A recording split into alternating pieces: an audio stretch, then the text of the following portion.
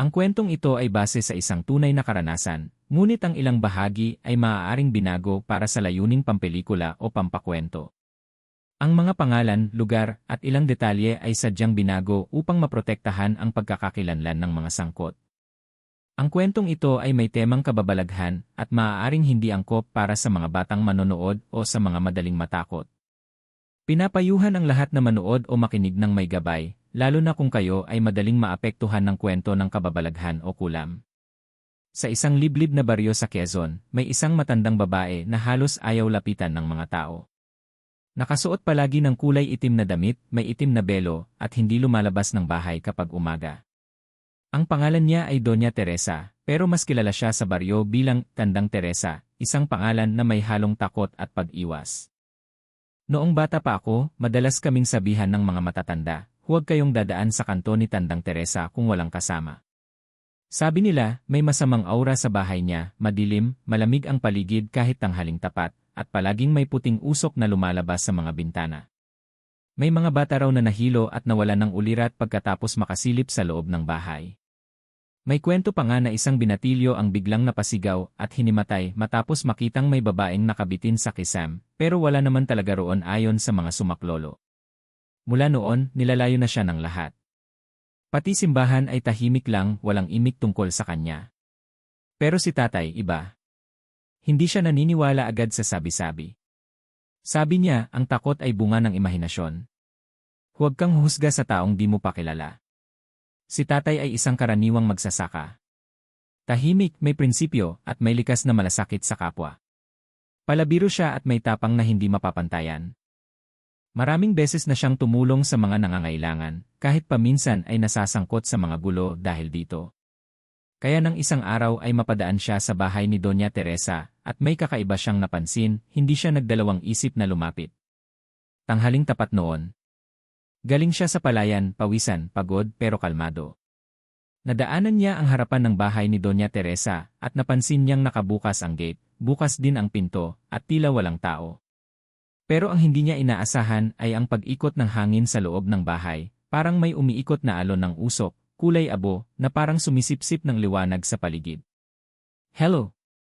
"Tao po," sigaw ni tatay, pero walang sumagot. Ilang segundo pa ay lumabas si Doña Teresa, nanghihina, nanginginig, at tila may dumurog sa kanyang katawan. Halos hindi makalakad, at ang mga mata niya ay parang walang laman. Hindi na nagtanong si tatay. Lumapit siya agad, inalalayan si Doña, at dinala ito sa loob ng kanyang bahay. Sa kabila ng lahat ng kwentong narinig niya, ang nakita niya ay isang matandang babae na nangangailangan ng tulong, at para sa kanya, iyon ang mas mahalaga kaysa sa anumang tsismis. Pagdating sa bahay namin, halos magkandara pa si nanay. "Anong ginagawa ng matandang iyan dito, ha? Alam mo namang may masamang balita tungkol sa kanya." Pero tahimik lang si tatay. Pinaghanda niya ng salabat si Doña Teresa, tinakpan ng kumot, at siniguradong may pahinga. Ang mga kapatid ko naman, tahimik lang sa isang sulok, nanginginig sa kaba. Sa unang pagkakataon, may kinatatakutan kami sa loob ng bahay. Kinagabihan, habang natutulog si Doña Teresa sa sofa, biglang bumagsak ang kuryente. Ang buong bahay ay binalot ng kadiliman. Lahat kami ay nagising, at ang tanging liwanag ay mula sa kandila sa altar. Pero ang pinakakakaiba, ang malamig na hangin sa loob ng bahay. Hindi iyon ordinaryong simoy. Parang may humahaplos sa batok namin, malamig na parang yelo. Tiningnan ni tatay si Doña Teresa. Nakadilat siya, pero parang wala sa sarili. Napansin namin na may mga itim na ugat na lumilitaw sa kanyang lieg at braso, at bigla na lang siyang nagsalita sa wikang hindi namin maintindihan. Bagos ang sangkanaa, mga salitang parang Latin, malalim at bumabasag sa katahimikan. Lahat kami ay halos hindi makagalaw. Pero si tatay, lumapit at hinawakan ang kamay ni Doña Teresa. "Kung may sumanib sa iyo, hindi ka nag-iisa," bulong ni tatay. At doon, isang malakas na hampas ng hangin ang pumasok sa bintana. Nagliyab ang kandila sa altar, at nakita namin ang isang aninong dumaan sa likod ng kurtina, mabilis, madilim, at walang anyo. Hindi pa namin alam noon, pero iyon na pala ang simula ng sunod-sunod na kababalaghan na magbabago sa aming buong buhay. Kinabukasan matapos ang kakaibang gabi, tila walang nangyaring masama. Nagising si Doña Teresa na parang wala siyang natatandaan. Tahimik siyang umiinom ng salabat sa may kusina habang pinagmamasdan si tatay na nag-aayos ng mga gamit sa labas ng bahay. Ako'y lubos na nagpapasalamat, Hijo, mahinang sabi niya. Kung hindi dahil sa iyo, baka nakuha na nila ako kagabi. Napatingin si tatay, seryosong tanong, sino po ba ang kanila? Tumahimik si Doña Teresa. Napalunok siya at bahagyang napapikit. May mga dating kasamahan akong hindi ko na kayang pigilan. Dati kaming magkakapatid sa isang samahan ng mga bantay gabi, mga nilalang na gumagamit ng mahika para sa sariling interes. Ngunit ako'y kumalas at ngayon, ako'y tinutugis. Hindi alam ni tatay kung maniniwala siya. Pero hindi rin niya maipaliwanag ang mga nangyari kagabi, ang malamig na hangin, ang anino sa bintana, at ang kakaibang wika na sinambit ni Doña Teresa habang parang sinasaniban. Nang gabing iyon, habang abala ang lahat sa kanilang gawain, lumabas si tatay para mag-inspeksyon sa paligid ng bahay. Napansin niyang may mga bakas ng paa sa putik, pero kakaiba ang hugis. Hindi pa niya iyon nakikita sa buong buhay niya. Malalaki, parang paa ng tao, pero may mahahabang kuko at tila may buntot na hinihila sa likod. Sinundan ni tatay ang mga bakas. Dinala siya nito sa likod ng lumang bahay ni Doña Teresa. Doon niya nakita ang isang bahagi ng likod bahay na tila may sunog. Itim ang lupa, tuyot ang mga halaman, at sa gitna nito'y may nakaukit na bilog sa lupa, na may mga simbolo sa paligid, parang mga sinaunang letra o sagradong sulat. Bigla siyang nakarinig ng mahinang bulong sa hangin. Tulungan mo ako bago pa mahuli ang lahat, di. Agad siyang napalingon. Wala namang tao.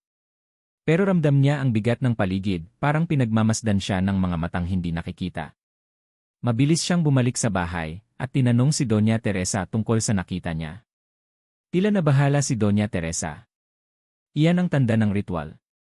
Sila'y malapit na. Kapag nabuo nila ang ikatlong selyo, hindi na ako makakatakas. Sino sila? Tanong ni tatay. Ang tatlong itim na ina. Mga babaeng dating kapatid ko sa kasunduan ng dilim. Ngayon ay kinakatawan nila ang tatlong mukha ng gabi, galit, inggit, at takot. Hindi pa rin maabot ng isip ni tatay ang lahat, pero nararamdaman niyang may malaking panganib na parating. Ilang araw ang lumipas. Paunti-unting may nangyayaring kakaiba sa baryo. Ang alagang kambing ng kapitbahay ay natagpo ang walang laman ang loob. Ang isang buntis ay biglang nakunan matapos makapanaginip ng isang matandang babae na may pulang mata. Ang mga tao ay nagsimula ng magtanong, at syempre, ang unang pinaghinalaan ay si Doña Teresa. Siya ang may kagagawan niyan, sigaw ng ilan. Bakit pa siya tinutulungan ng pamilya mo? Galit ng isang matanda kay tatay. Kung ayaw mong madamay ang pamilya mo, paalisin mo na siya. Pero hindi na tinag si tatay. Hindi ako naniniwala sa tsismis. Ang alam ko, may kailangan siya, at wala tayong karapatang manakit ng taong mahina. Ngunit habang tumatagal, mas dumarami ang nangyayaring kababalaghan. Isang gabi, habang natutulog kami, biglang bumangon si Ate Alma, ang panganay naming kapatid. Nakapikit pero nakatayo at nakangiti. Ang boses niya'y malalim, hindi kanya. Malapit na nang makumpleto ang tatlong selyo. Agad siyang pinigilan ni tatay. Hawak niya si Ate Alma habang nilalagyan ni nanay ng langis ang kanyang sentido. Nagsimulang magsalita ng wikang hindi kilala si ate. Tila isang sumpa. Dumating si Doña Teresa at sinabing, isa na sa inyo ang sinaniban. Hinahanap nila ang huling tagapagmana, nagulat si tatay. Sino? Ikaw. Nang gabing iyon, isiniwalat ni Doña Teresa na may dugo si tatay ng isang sinaunang albularyo na naging bahagi ng pananggalang laban sa mga nilalang ng dilim. Ang lolo ni tatay ay isang puting tagapangalaga na kilala sa kanilang angkan bilang si Lolo Dario. Hindi makapaniwala si tatay, pero maraming bagay na noon pa niya nararamdaman. Bata pa lang siya, madalas na niyang nararamdaman kung may masamang espiritu sa isang lugar. Nakakapanaginip siya ng mga pangyayaring hindi pa nangyayari. At mas lalo itong lumakas nang makilala niya si Doña Teresa. Ikaw ang huling inaasahan namin. Kapag tuluyang bumalik ang itim na ina, ang buong baryo ay lulubog sa kadiliman. Sa mga salitang iyon, nalaman naming hindi lang pala buhay ni Doña Teresa ang nasa panganib, kundi buhay naming lahat. At si tatay, ang ordinaryong ama, ang magsasaka, ay may dalang lihim na mas malalim pa sa aming inaakala. Lumipas ang ilang araw mula nang isiwalat ni Doña Teresa ang lihim tungkol kay tatay, pero imbes na humupa ang takot, mas lalo itong lumala. Para bang unti-unti nang nilalamon ng kadiliman ang buong baryo. Ang mga tao, na dati masayahin at masigla, ngayon ay parang laging may kaba sa dibdib, tahimik at madalas ay nagkukulong sa kani-kanilang bahay. Isang gabi, biglang lumamig ang hangin. Wala namang ulan, pero tila may bagyong paparating. Kumukulog pero walang kidlat. Maya-maya pa, sumambulat ang isang sigaw mula sa kabilang dulo ng baryo. Ayuda! Tulungan niyo kami! Dali-daling tumakbo si tatay papunta roon. Pagdating niya sa bahay ni Mang Silvio, isang matandang magsasaka, ay nadatnan niyang nagkakagulo ang buong pamilya nito. Nakapikit at nagsisisigaw ang anak ni Mang Silvio, si Rita, habang ang kanyang katawan ay tumitirik at sumasayaw na parang wala sa sariling ulirat. Ang mas nakakatindig balahibo, mula sa kisam ng bahay, bumagsak ang isang itim na uwak na tila patay, ngunit may pulang mata. Nang kumislap ang mata nito, sabay nitong napapaatras ang mga tao sa paligid. "Huwag niyong lapitan," sigaw ni Doña Teresa na biglang lumitaw sa madilim na bahagi ng daan. Ngunit huli na. Ang katawan ni Rita ay biglang napahiga sa sahig, at sa kanyang tiyan ay lumitaw ang 3 marka na parang sinusunog ang balat, mga selyo na kahawig ng nakita ni tatay sa likod ng bahay ng Donya. Hindi na ito tsismis, wika ni tatay. Totoo nga ang sumpa. Simula noon, gabi-gabi na ang kababalaghan. May mga hayop na naglalaho, may mga bata na biglang nagkakasakit at hindi magising sa umaga, at may mga tinig sa gabi na humihimig ng kakaibang awit mula sa kabubatan. Isang lalaking lasing na pauwi sa bahay ay natagpuang patay sa gilid ng ilog, nakanganga, maputla, at may itim na likido sa labi. Ayon sa mga matatanda, kinuha na siya ng itim na dilim. Nagdesisyon ang mga taong bayan na paalisin si Doña Teresa. "Wala kaming kapayapaan mula nang pumasok siya sa buhay natin," sigaw ng isang kababaihan. "Kung ayaw niyo siyang palayasin, lahat kayo ay ituturing naming kasabwat," dagdag ng isa. Pinrotektahan ni tatay si Doña Teresa. Sa harap ng mga nag-aalborotong tao, tumayo siyang matatag. "Alam kong natatakot kayo. Pero hindi si Doña Teresa ang may gawa nito, siya ang tinutugis. Kung paalisin natin siya, para na rin nating pinasok ang mga kalaban sa ating pintuan." Ngunit hindi lahat ay naniwala. Lumayo ang ilan sa amin. Ang iba na may nagtipon ng sariling grupo at nagtayo ng bantay sa paligid ng baryo, dala ang mga palaspas, asin, bawang, at kahit anong panlaban sa kulam. Habang ang buong baryo ay nagkakagulo, si tatay ay nagsimulang mag-imbestiga. Gabi-gabi, sinasamahan siya ni Doña Teresa sa gubat kung saan may mga lugar na naglalabas ng kakaibang enerhiya. Dito niya natutunan ang mga lumang pananggalang, paggamit ng dahon ng saging, asin na galing sa ilog, at langis na hinaluan ng dasal. Minsang pumunta si tatay sa liblib na parte ng gubat, may nakita siyang dambuhalang puno na tila nabaluktot ng lakas ng hangin. Sa ilalim nito, may lalaking nakaupo, matanda, kuba, at may hawak na baston na may ukit ng mga mata. "Anak ka ni Dario," wika ng matanda nang hindi pa man nagpapakilala si tatay. Nagulat si tatay. "Kilala niyo ang lolo ko?" Isa siya sa mga tagapagtanggol ng liwanag. "At ngayon, ikaw na ang susunod." Ibinigay ng matanda kay tatay ang isang itim na kahoy na krus, gawa raw sa sagradong puno ng anting-anting. Ayon dito, ito raw ang susi para pigilan ang huling selyo ng kadiliman. Ngunit bago pa man makaalis si tatay sa gubat, narinig niya ang isang tawa, malalim, gutom, at may halakhak na parang babae at hayop sa iisang boses. "Ang lakas mo'y hindi sapat, ang liwanag mo'y mahina pa." Nagpakita sa kanya ang isang nilalang, isang babae na may mahabang buhok, puti ang balat na tila walang dugo, at mga kuko na humahaba habang siya'y lumalapit. Sa kanyang likod ay may 3 itim na ibon na lumilipad paikot. Tumakbo si tatay pauwi. Mula noon, alam niyang hindi na ordinaryong laban ito. Isa na itong digmaan ng liwanag at dilim, at ang kanyang pamilya ang nasa gitna ng panganib. Pagbalik niya, sinalubong siya ni Doña Teresa. "Hindi ka na ordinaryo, Hijo." Nagsimula na ang paghihiganti ng mga mangkukulam. Matapos ang gabing pagtatagpo ni tatay sa kabubatan at ang bantang nakita niya mula sa nilalang na may 3 itim na ibon, hindi na siya muling naging kampante. Kahit sa katahimikan ng araw, may namumuong bigat sa paligid. Parang ang hangin ay may dalang lihim na hindi sinasabi, at ang gabi ay laging mas mahaba kaysa sa dati. Gabi ng Sabado nang magsimula ang panibagong kababalaghan sa mismong bahay namin. Habang abala si nanay sa paghahanda ng hapunan, napansin niyang tahimik si Bunso, si Inigo, 8 taong gulang. Karaniwan ay makulit ito, mahilig tumawa at laging nakadikit kay tatay. Pero sa mga oras na yon, nakaupo lang siya sa tabi ng bintana, tulala at walang imik. Anak, bakit ka ganyan? Masama ba pakiramdam mo? Tanong ni nanay. Hindi sumagot si Inigo. Tumitig lang ito sa kanya pero ang titig ay malamig, walang emosyon. Parang hindi siya. Parang may ibang kaluluwa ang nakasilip sa kanyang katawan. Bigla siyang tumayo at bumulong, dumating na sila. Huwag niyo akong hadlangan. Napatigil si nanay. Ano raw? Sa likod bahay, narinig namin ang tila pagaspas ng malalaking pakpak. Sabay-sabay na tahol ng mga aso sa baryo, tila may nakita silang hindi karaniwan. Tumayo si tatay mula sa kinaupuan niya at kinuha ang kahoy na krus na ibinigay sa kanya ng matandang albularyo mula sa gubat. Ito na, mahinang bulong ni Doña Teresa. Sinaniban na ang isa sa inyo. Lumapit si tatay kay Inigo at dahan-dahang hinawakan ang ulo nito. Biglang nagsisigaw ang bata, bumaluktot ang katawan at nagsalita ng kakaibang dila, hindi Tagalog, hindi Latin, kundi isang makalumang salita na para bang galing sa ilalim ng lupa. Ang selyo ay nabuo na dumating na ang ikatlong mukha. Sa mismong bubong ng bahay, biglang narinig namin ang mga kaluskos ng kuko, parang may gumagapang sa yero.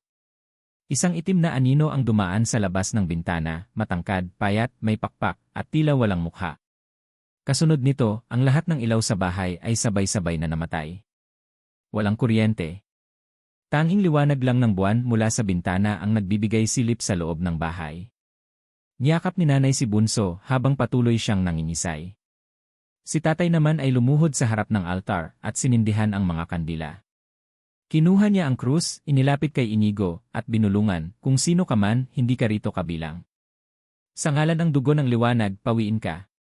Isang matinis na sigaw ang lumabas sa bibig ni Inigo. Parang hindi galing sa bata kundi sa nilalang na babae.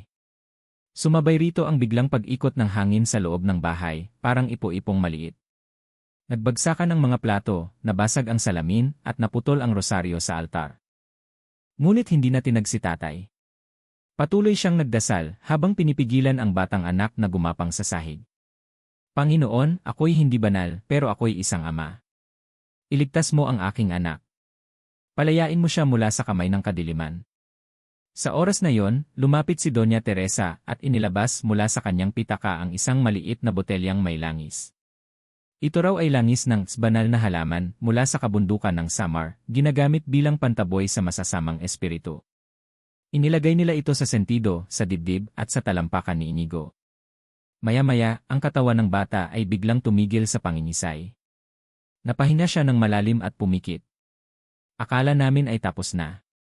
Pero sa labas ng bahay, narinig namin ang mga yabag. Mabigat. Paunti-unti. Lumalapit. Hanggang sa may kumatok sa pintuan. Lie! Lie! Lie! Buksan nyo. Narito ang ina ng gabi. Walang naglakas loob sumagot. Buksan nyo o kukunin ko kayong lahat. Tiningnan ni tatay si Doña Teresa.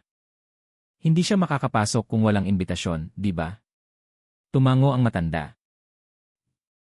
Pero kung may takot sa puso nyo, makakahanap siya ng butas. Doon namin naunawaan. Ang laban na ito ay hindi lang pisikal. Isa itong espiritual, emosyonal, at higit sa lahat, panloob na lakas. Kapag pinayagan mong kainin ka ng takot, doon siya nakakapasok. Kaya't nagsama-sama kami sa gitna ng sala. Hinawakan ang kamay ng isa't isa at sabay-sabay naming binigkas ang panalangin. Huwag mo kaming dalhin sa tukso kundi iligtas mo kami sa lahat ng masama hanggang sa ang mga yabag ay unti-unting lumayo. Unti-unting nawala ang bigat ng hangin. Unti-unting bumalik ang liwanag ng mga kandila. At si Inigo muling dumilat. Ngumiti. Tay. Napaiyak si tatay. Anak, andito lang ako. Ngunit bago tuluyang makapahinga, narinig namin ang boses ni Doña Teresa. Isa pa. Isa pang pagsubok ang darating. Ang susunod ay hindi na sa loob ng bahay, kundi sa puso mismo ng baryo. Hindi pa man kami nakakabawi sa nagdaang pagsapi kay Inigo, muling bumigat ang gabi. Sa tuwing sumasapit ang dilim, parang mas lalong sumisikip ang hangin sa baryo, parang nilulukob ng isang aninong hindi mo makita, ngunit mararamdaman mong naroon lang siya, nakamasid, nag-aabang. Kinabukasan, nagdesisyon si Doña Teresa at tatay na simulan na ang paghahanda para sa pinakamalaking labanan. Ayon sa kanya, ang ikatlong selyo ay halos buo na. Kapag napukaw ng tuluyan ang tatlong itim na ina, ay lulubog sa kadiliman hindi lang ang aming baryo kundi maging ang kalapit na mga lugar. Apat kaming naging tagapangalaga ng lihim na karunungan, paliwanag ni Doña Teresa. Ngunit tatlo sa amin ay nilamon ng kapangyarihan. Ako na lang ang natira at kailangan kong tapusin ang sinimulan namin noon. Sa tulong ng krus na gawa sa banal na kahoy at langis na mula sa kabundukan ng Samar, sinimulan ni Tatay at Doña Teresa ang ritual ng proteksyon sa paligid ng baryo. Nilagyan nila ng palaspas, asin, at dahon ng saging ang bawat kanto, bawat puno, bawat bahay na nais sumali sa laban. Subalit hindi lahat ay naniwala. Ang ilan ay tumanggi pa rin. Walang mangkukulam. Imbento lang yan para takutin kami, sigaw ng ilang kabataan na lumaki sa syudad at bumalik lamang upang magbakasyon. Ngunit sa hating gabi, nang magsimula ang pagkulog ng langit kahit walang ulap at ang mga ilaw ng buong baryo ay sabay-sabay na namatay, doon nagsimula ang tunay na laban. Sa gitna ng baryo, kung saan may lumang puno ng balete, lumitaw ang tatlong anino. Puro itim ang kanilang kasuotan, may mga mata ngunit walang mukha, at ang kanilang mga kamay ay mahahaba na may kuko na parang mga espada. Si Doña Teresa ay pumasok sa gitna ng bilog na asin na ginawa nila ni Tatay. Hawak niya ang itim na libro ng mga orasyon at ang sinaunang tungkod na minana niya mula sa kanyang ina. Lumabas kayo. Huwag kayong magtago sa dilim, sigaw ni Doña Teresa. Ako ang tinalikuran niyo, pero ako rin ang magwawakas sa sumpang ito. Nagpakita ang tatlong itim na ina. Ang una ay mukhang matanda, kuba, at may mga mata sa noo. Ang pangalawa ay mukhang bata, ngunit ang balat ay parang nabubulok. Ang pangatlo ay tila babae na may katawan ng ahas at buhok na humahaba at gumagalaw mag-isa. Nagbalik ka, Teresa, sabay-sabay nilang wika. Bakit mo pa sila pinoprotektahan? Wala nang pag-asa ang sangkatauhan. Pumili ka, sumama sa amin o mamatay kasama ng mga mahihina. Pero matatag si Doña Teresa. Mas pinili kong mamatay kasama ng may pag-asa kaysa mabuhay sa piling ng mga sinakmal ng kasakiman. At sa iglap, nagsimula ang engkwentro. Mula sa kamay ng mga mangkukulam ay lumabas ang itim na apoy na hinagis kay Doña Teresa. Agad niya itong sinalubong ng puting liwanag mula sa tungkod. Nagbanggaan ng dalawang puwersa, at isang malakas na alingawngbaw ang yumanig sa paligid, parang lindol pero espiritual. Si Tatay, sa kabila ng bilog, ay nagdarasal ng sunod-sunod na orasyon habang ikinakalat ang langis at asin sa paligid. Ang mga anino ay pilit na sumusulpot sa kanya, pero kapag tinamaan ng langis, ay naglalaho. Lumabas ang isa sa mga itim na ina at sinugod si Tatay. Humaba ang dila nito at halos abutin siya. Ngunit ginamit niya ang kahoy na krus at tinusok ito sa lupa, doon lumabas ang liwanag na tila kuryente, na siyang tumama sa nilalang at napaatras ito. Wala kayong kapangyarihan sa lugar na ito, sigaw ni Tatay. Sa kabilang banda, si Doña Teresa ay nakikipag-agawan ng dasal sa pinakamakapangyarihang mangkukulam. Nagsalita siya ng lumang wika, Ad Maiorem Lucem, Ego Voco Spiritus Veritatis, Protegam Animas Innocentes. At mula sa langit ay bumaba ang liwanag na tumama sa balete, at sa gitna ng liwanag, isang babaeng nakaputi ang bumaba. Ito raw ang espiritu ng unang albularyang tagapagtanggol ng baryo, ang ina ni Doña Teresa. Nagsama ang dalawang nilalang, liwanag at dugo, upang wakasan ang kadiliman. Ngunit bago pa matapos ang ritual, isang matulis na anino ang tumama kay Doña Teresa. Napasigaw siya at napaluhod. Tatay, sigaw namin habang si Tatay ay tumakbo upang saluhin siya. Hawak ni Doña Teresa ang kanyang dibdib, may sugat. Ito na ang wakas ko, Hijo. Pero hindi ang wakas ng laban. Ipagpatuloy mo. Sa huling hininga ni Doña Teresa, isinumpa niya ang mga mangkukulam, sabay hinalikan ang krus na hawak ni Tatay. At sa mismong sandaling iyon, ang buong paligid ay nilamon ng liwanag. Isang malakas na pagsabog ng enerhiya ang pumunit sa katahimikan ng gabi. Napapikit kami at sa pagdilat namin wala na ang tatlong itim na ina. Wala na rin si Doña Teresa. Tahimik ang gabi. Wala nang mga anino. Wala nang kaluskos. At unti-unting bumalik ang kuryente. Tila ba pinanalo namin ang unang digmaan, ngunit alam naming hindi pa tapos ang lahat. Sa gitna ng abo ng nasunog na balete, nakita ni Tatay ang natirang bahagi ng tungkod ni Doña Teresa, tila buhay pa rin ang kapangyarihan nito. At sa kanyang isipan, may bulong na pumailan lang, ikaw na ang susunod. Matapos ang madugong engkwentro sa pagitan ni Doña Teresa at ng tatlong itim na ina, ang buong baryo ay mistulang nanahimik. Wala nang aswang, wala nang gabi-gabing bulong, at ang mga anino ay hindi na lumilitaw. Ngunit sa kabila ng katahimikan, alam naming hindi pa yon ang wakas, dahil habang lumilipas ang mga araw, si tatay ay unti-unting nagbabago. Noong una, simpleng pagkapagod lang. Madalas siyang nakaupo sa labas, tulala, at parang malayo ang iniisip. Isang araw, napansin namin ang mga palad niya, may mga marka na parang lumang sulat, lumilitaw kapag naiinitan o nadidiligan ng ulan. At tuwing bilog ang buwan, nagkakaroon siya ng matinding panaginip, madalas siyang nagigising ng bigla, pawis na pawis, at sumisigaw ng mga pangalang hindi namin kilala. Nangyari ito isang gabi habang natutulog kami. Napabalikwas ng bangon si tatay, hawak ang kanyang dibdib, at tila naghahabol ng hininga. Malapit na sila, hindi pa tapos sila ay babalik sa ibang anyo, bulong niya habang pinupunasan ni nanay ang kanyang likod. Kinabukasan, bumisita si tatay sa puntod ni Doña Teresa sa likod ng simbahan. Doon, sa ilalim ng malamig na anino ng puno ng mangga, ay tahimik siyang lumuhod.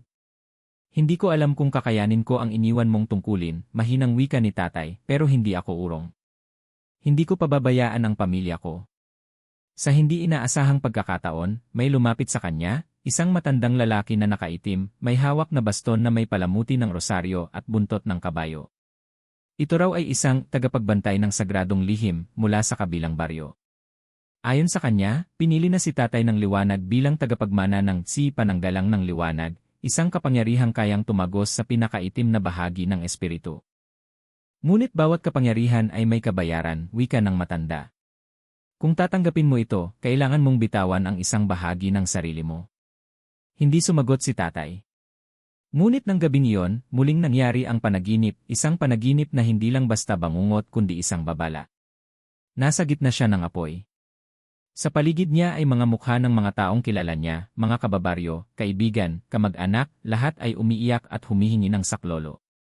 Sa itaas ng langit ay may isang itim na buwan na dahan-dahang lumalapit sa lupa, tila ba sinasakmal nito ang buong mundo.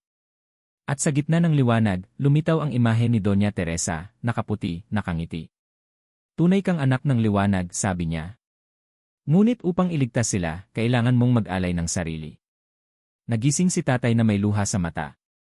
Sa araw ding iyon, may dumating na isang grupo ng mga albularyo mula sa iba't ibang bayan, pinadala raw sila ng matandang tagapagbantay upang simulan ang pagsasali ng lakas. Isang ritual ito na tanging mga piniling tagapagtanggol lang ang pwedeng sumailalim. Ginanap ang ritual sa isang kuweba malapit sa ilog. Nandoon kaming pamilya upang magdasal at sumuporta. Si tatay ay pinahiga sa gitna ng bilog na asin, nakapalibot ang apat na albularyo na bumibigkas ng sinaunang orasyon. Sa kanyang noo ay inilagay ang langis na mula sa sagradong ugat ng punong kahoy na tanging sumisibol lamang tuwing buwan ng bagyo. Habang isinasagawa ang ritual, biglang nangisay si tatay. Ang katawan niya ay nag-init at unti-unting lumiwanag ang marka sa kanyang mga palad. Ang liwanag ay kumalat sa kanyang buong katawan, ngunit kasabay nito ay isang matinding sakit, parang binubura ang kanyang nakaraan. Panginoon ko, bulong ni nanay, iligtas mo siya, biglang nagsalita si tatay habang nakapikit. Kung ito ang halaga ng kaligtasan ng lahat, tinatanggap ko kahit mawala pa ang aking alaala, kahit tuluyang mawala ako. Sa oras na yon, bumalot ang puting liwanag sa buong kuweba. Nang humupa ito, si tatay ay hindi na namin agad nakilala. Nakaupo siya, nakangiti, ngunit parang walang alaala. Tinitigan niya kami at tanong niya, kayo po ba ang pamilya ko? Tumulo ang luha ni nanay. Ang kabayaran ng kapangyarihan, ang sarili niyang alaala. Inuwi namin si tatay sa bahay. Doon siya muling nagsimula, unti-unting ipinakilala namin ang bawat pangalan, bawat kwento, bawat alaala. Kahit wala na ang kanyang dating pagkatao, ang puso niya ay nanatili, maalaga, mapagmahal at matapang. At habang siya ay tahimik na nagwawalis sa harap ng bahay isang hapon, biglang lumapit ang isang batang kapitbahay at sinabi, "Tatay, may nilalang na naman po sa ilog." Tumingin si tatay sa bata, ngumiti, at walang alinlangang sumagot, "Halika, tingnan natin." Walang dapat katakutan habang andito ako. Kahit na wala ang kanyang alaala, ang diwa ng liwanag ay nanatili sa kanya. Ang kanyang sakripisyo ay naging sulo sa dilim, at sa bawat gabing darating, siya ang aming bantay, ang aming ilaw sa gitna ng takot. Matapos ang matinding ritual na isinagawa sa kuweba, at ang pagkawala ng mga alaala ni tatay, unti-unti naming tinanggap ang panibagong yugto ng aming buhay, isang tahimik ngunit mapanganib na katahimikan. Habang bumabalik ang kaayusan sa baryo, hindi pa rin nawawala ang takot na baka muling bumalik ang kadilimang minsan nang lumamon sa amin. Sa paglipas ng mga linggo, napansin naming may mga bagong katangian si tatay. Kahit wala na siyang personal na alaala, nagtataglay siya ng kakaibang talas ng pakiramdam. Tuwing may kakaibang presensya, siya ang unang nakakaramdam. Tuwing may sakit na hindi maipaliwanag, siya ang unang nakagagamot. May mga panaginip siyang binabanggit, mga lugar na hindi niya pa raw napupuntahan, mga pangalan ng taong hindi niya kilala, pero nang aming beripikahin totoo ang lahat.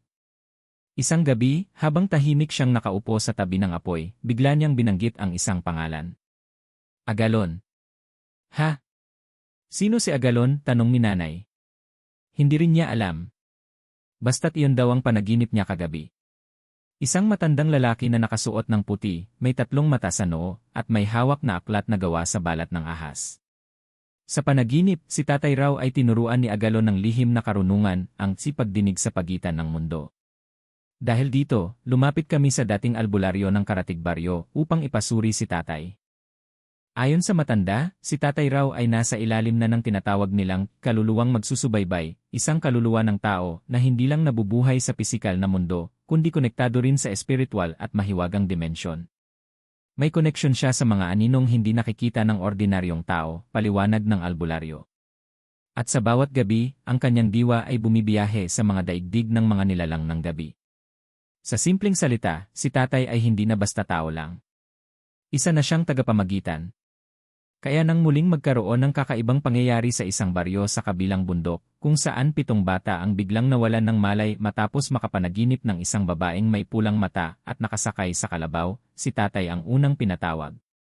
Kasama ang albularyo at ilang kasamahan, tumawid sila sa ilog, akyat sa bundok, at dumating sa baryong iyon. Doon ay sinalubong sila ng mga magulang na halos mabaliw na sa takot at pag-aalala. Ipinakita nila si tatay sa mga batang hindi nagigising, at sa hindi inaasahang pagkakataon, isa sa mga bata ang biglang bumangon, tumuro kay tatay at sabay sabing, siya ang tagabantay sa ilalim ng buwan. Lalong nagtataka ang lahat. Sa loob ng 3 araw, ginamot ni tatay ang mga bata. Ginamitan niya ng mga orasyon na tila likas na lang niyang alam, kahit wala naman siyang inaalalang pinag-aralan niya ito noon. Tinapik niya ang mga ulunan ng mga bata, binasbasan gamit ang dahon ng saging at langis, at unti-unti, isa-isa silang nagising. Pagbalik sa aming baryo, sinalubong si tatay ng mga taong minsan nang nagduda sa kanya. Ngayon ay umuyuko sa respeto, nag-aalay ng pasasalamat, at humihiling ng tulong para sa mga kaso ng hindi maipaliwanag na sakit, panaginip at kababalaghan. Ngunit sa gitna ng lahat ng iyon, may isang gabi na kakaiba. Habang kami natutulog, biglang nagising si tatay. Tumayo siya, lumabas sa bahay, at tumingin sa kalangitan. Ang buwan ay pula, hindi normal. Maya-maya pa, binanggit niya ang isang bagay na nagpabalik ng kilabot sa aming mga puso, bumabalik sila. Hindi lang sa katawang anyo kundi sa anyo ng alaala. At sa sumunod na araw, may dumating sa aming bahay, isang batang babae na walang magulang, walang pangalan, at tila nawawala ang ulirat. Habang kinakausap siya ni tatay, bigla niyang tinuro ang isang lumang larawan ni Doña Teresa at sabing, kilalang kilala ko siya, nanay ko siya. Hindi kami makapagsalita. Imposible, sigaw ng isang tiyuhin. Matagal nang patay si Doña Teresa. Ngunit ang bata ay lumapit kay tatay, hinawakan ang kamay niya, at bulong, kilala rin kita, ikaw ang binabantayan ko tuwing gabi. Dito namin naunawaan, may natirang bahagi ni Doña Teresa sa mundo, at ito ay muling isinilang sa katauhan ng batang ito. Ngunit ang mas nakakatakot, kung may kakayahan siyang bumalik, posible rin na ang mga itim na ina ay hindi rin tuluyang nawala. At si tatay, ang aming ama, ay hindi lamang tagapagtanggol ngayon, kundi tuluyang bahagi na ng mas malawak, mas masalimuot, at mas mahiwagang mundo. Dalawa.